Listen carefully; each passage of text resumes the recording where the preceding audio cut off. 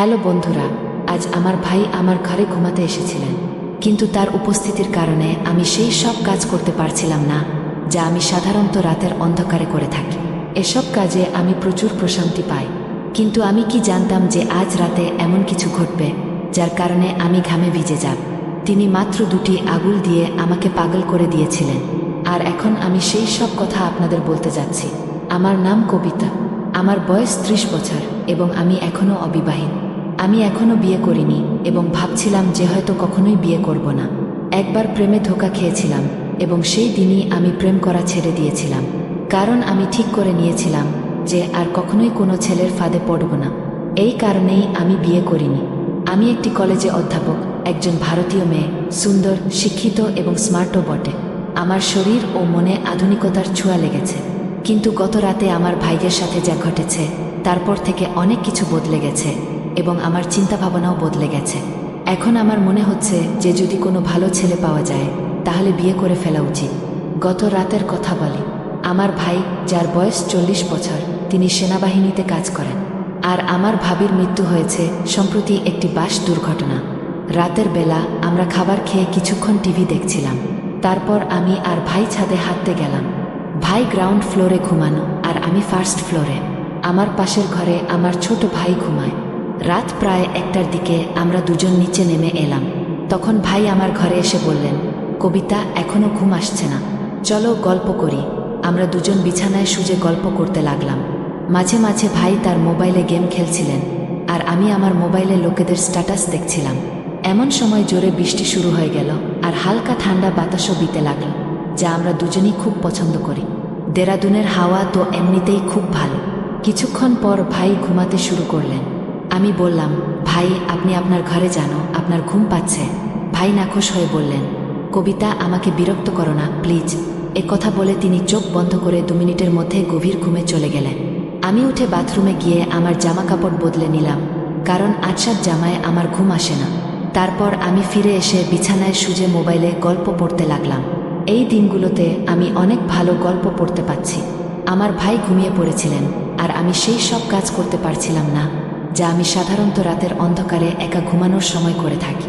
কিন্তু আজ ভাইয়ের কারণে আমি বেশি কিছু করতে পারছিলাম না, তাই মোবাইল রেখে ঘুমানোর চেষ্টা করলাম। কিন্তু গল্পের চিন্তা আমার মাথায় ঘুরপাক খাচ্ছিল আর ঘুম আমার থেকে দূরে সরে যাচ্ছে।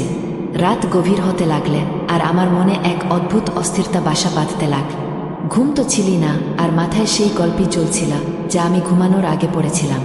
সেই গল্পটি আমার ভেতরে এক অদ্ভুত আলোড়ন তুলে দিয়েছিল আর আমি নিজেকে শান্ত করতে পারছিলাম না। ভাই পাশেই ঘুমাচ্ছিলেন আর তার নাক ডাকার শব্দ আমাকে আরও বেশি বিভ্রান্ত করে তুলছিল। যদি তিনি সেখানে না থাকতেন তাহলে হয়তো আমি নিজেকে সেই গল্পের অংশ বানিয়ে নিতাম আর সেই সব কাজ করতাম যা আমাকে রাতের অন্ধকারে একা করতে ভালো লাগে। কিন্তু আজকের রাতটা ছিল একটু আলাদা। আমি আমার নিজের চিন্তায় ডুবে গিয়েছিলাম। এমন সময় হঠাৎ ভাই পাশ ফিরলেন আর সোজা হয়ে বসলেন। আমার চোখ অজান্তেই সেই দিকে চলে গেল আর আমি যা দেখলাম তাতে আমার পা তলায় মাটি সরে গেল। ভাই খুব পাতলা ধুতি পরেছিলেন আর তার কারণে এমন কিছু দেখা যাচ্ছিল যে দেখে আমার লজ্জা করে গেল। আমার অবস্থা আরও জটিল হয়ে গেল। লজ্জা তো দূরের কথা, আমি আমার চোখ তার দিক থেকে সরাতেই পারছিলাম না। মনে এক অদ্ভুত অস্থিরতা চলছিল। একদিকে আমি নিজেকে নিয়ন্ত্রণে রাখার চেষ্টা করছিলাম আর অন্যদিকে আমার ভেতরের অস্থিরতা বেড়েই চলছিল।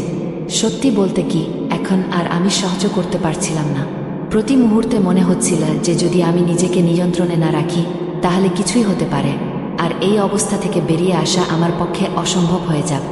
আমার হৃদস্পন্দন বেড়ে গেল আর মনে ভয় ঢুকে গেল যে যদি কিছু ভুল হয়ে যায় তাহলে ভাই আমার সম্পর্কে কি ভাববেন, ভাইদের চোখে আমি কেমন দেখাব। এই প্রশ্নগুলো আমাকে আরও বেশি অস্থির করে তুলছিল।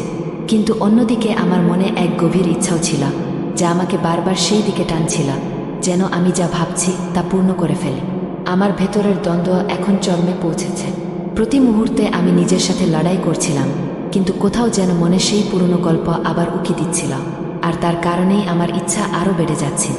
এখন প্রশ্ন ছিল, আমি কি ভাইকে এই ঝড় থেকে বাঁচাতে পারব, নাকি ভাই আমাকে তার কবজায় নিয়ে নেবেন। রাতের পরিবেশ আগে থেকেই অদ্ভুত ছিল আর তার উপর ভাইয়ের ফোন বেজে উঠল।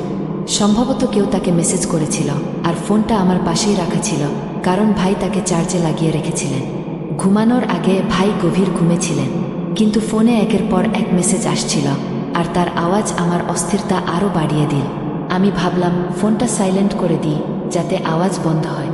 কিন্তু সাথে সাথে আমার মনে প্রশ্ন জাগল, এত রাতে ভাইকে কে মেসেজ করছে? আমি ভাইয়ের ফোনের পাসওয়ার্ড জানতাম, তাই কোনো দ্বিধা না করেই তার ফোন চেক করলাম। স্ক্রিনে তাকাতেই দেখলাম ভাইয়ের গার্লফ্রেন্ড তাকে একের পর এক মেসেজ পাঠাচ্ছে। এক অদ্ভুত কৌতূহল আমাকে ঘিরে ফেলল, আর আমি ভাবতে লাগলাম শেষ পর্যন্ত সেই ভিডিওটা কি নিয়ে। আমি ভাবলামও একবার দেখেই নিই ভিডিওতে কি আছে। ভিডিও চালু করতেই আমার চোখ যেন থমকে গেল। আমি যা দেখছিলাম তা বুঝতেই পারছিলাম না। ভিডিওতে যা দেখানো হচ্ছিল তা আমি কখনোই ভাবতে পারিনি।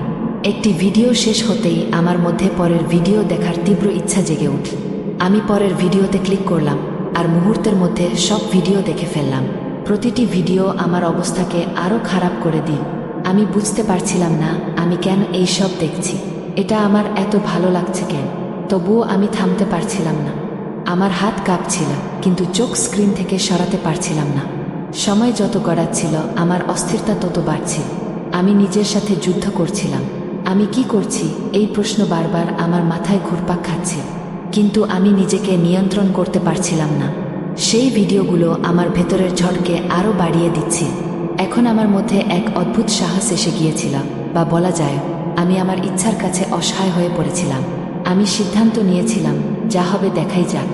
এখন আমি ঠিক সেই কাজটাই করতে যাচ্ছিলাম, যা আমি দীর্ঘদিন ধরে থামানোর চেষ্টা করছিলাম। আমার হাত কাঁপছিল, হৃদস্পন্দন তীব্র হয়ে উঠছিল।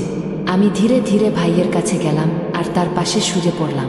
কিছু এমন হলো যেন কিছুই হয়নি।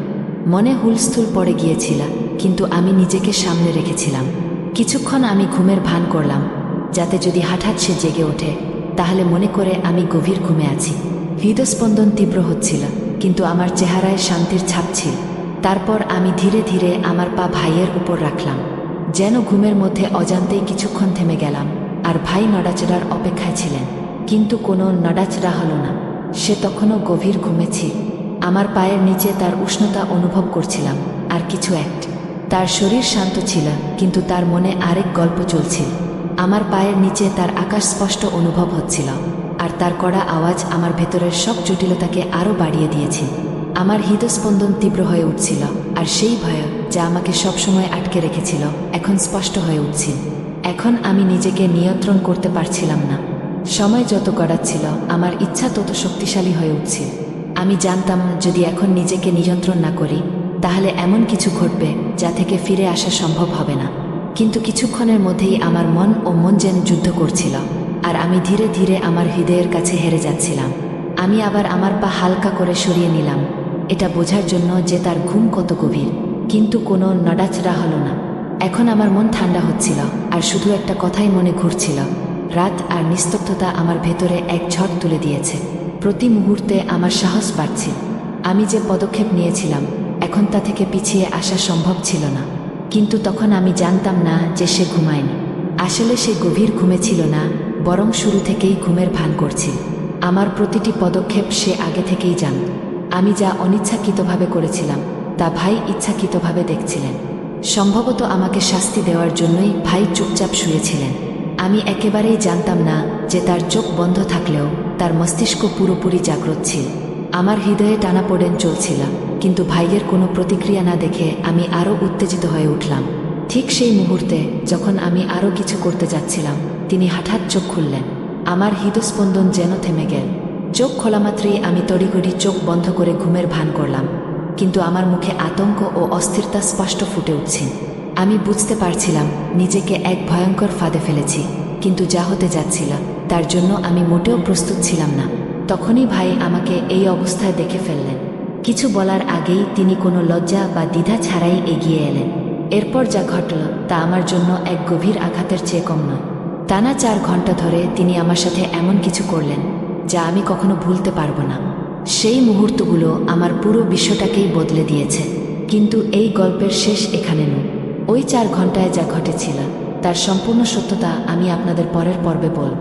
যদি জানতে চান কি ঘটেছিল তবে আমার চ্যানেল সাবস্ক্রাইব করতে ভুলবেন না, যাতে এই রোমাঞ্চকর ও রহস্যময় গল্পের পরবর্তী অংশ আপনি উপভোগ করতে পারেন।